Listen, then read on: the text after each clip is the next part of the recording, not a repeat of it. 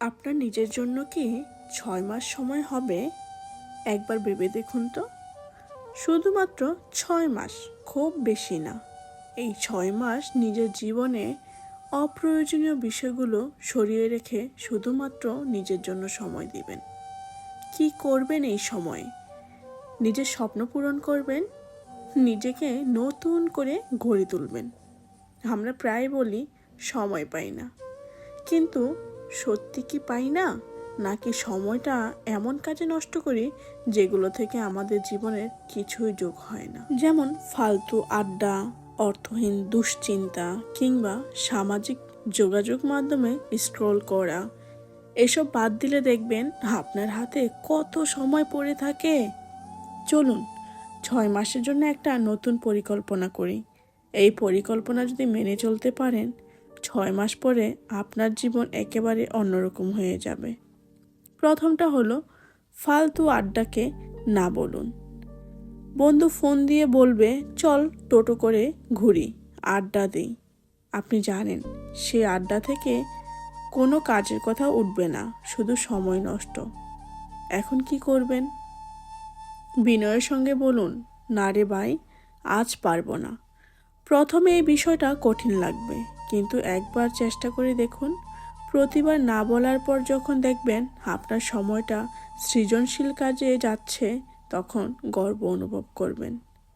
2 নম্বর হচ্ছে নিজের স্বপ্নকে গুরুত্ব দিন। আপনার কোনো স্বপ্ন আছে কি? আছে তো মনে হয়। হয়তো একটা বই লেখা, নতুন কোনো স্কিল শেখা বা একটা ব্যবসা শুরু করা। কিন্তু দিন শেষে সময় আর এনার্জি না থাকায় সেটাকে দমিয়ে রাখেন। একবার সেই স্বপ্নের দিকে সময় দিন। ছোট ছোট অংশে ভাগ করে প্রতিদিন কাজ করুন। 6 মাস পরে যখন দেখবেন আপনার কাজ এগিয়ে গেছে, তখন নিজেকে ধন্যবাদ দিবেন।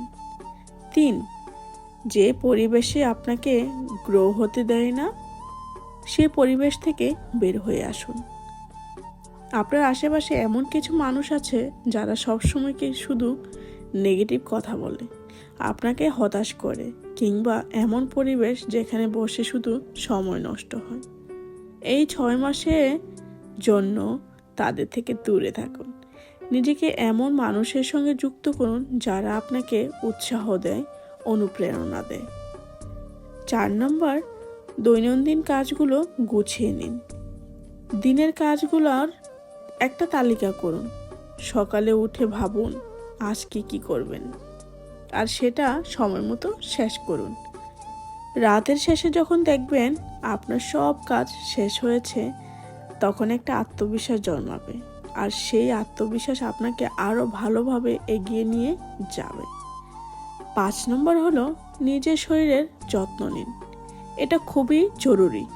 আপনার শরীর যদি সুস্থ না থাকে, তাহলে কোনো কাজই এগোবে না। প্রতিদিন অন্তত আধা ঘন্টা হাঁটুন বা ব্যায়াম করুন। আর মনের যত্ন নিতে হবে।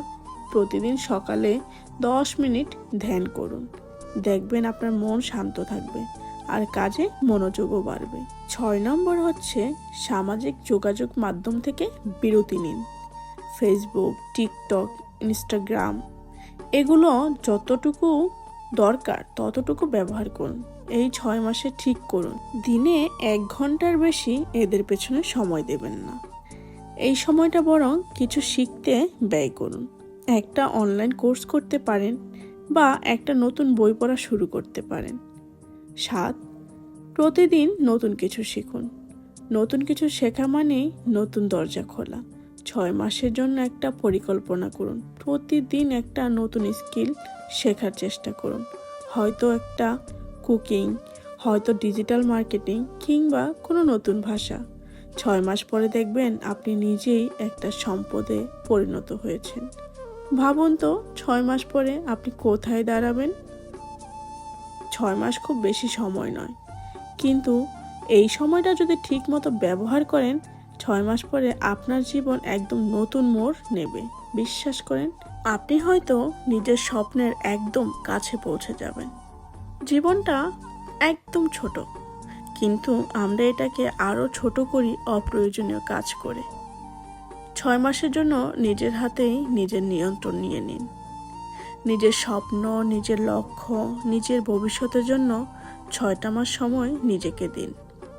6 মাস পর যখন আয়নার সামনে নিজেকে দেখবেন, তখন একজন বদলে যাওয়া মানুষকে দেখতে পারবেন। আর সেই মানুষটি হবে আপনারই আপডেট ভার্সন। তো এই 6 মাস সময়ের যাত্রা কি আপনি শুরু করবেন? আপনার জীবনের সবচেয়ে বড় সিদ্ধান্ত হতে পারে আজ থেকেই শুরু করতে পারেন। 6টা মাস সময় নিজেকে দিন। মনে রাখবেন, আপনি যদি আপডেট না হন তাহলে এই সমাজের মানুষ আপনাকে পিষে মেরে ফেলবে। তাই বেশি সময় না, মাত্র 6টা মাস নিজেকে দিন। নতুন কিছু শিখুন, নতুন কিছু জানুন। এই সমাজের মানুষের সাথে নিজেকে আপডেট করে নিন। দেখবেন কেউ আর আপনাকে পিষে মেরে ফেলতে পারবে না। তারা একবার হলেও ভাববে আপনি নতুন ভার্সন।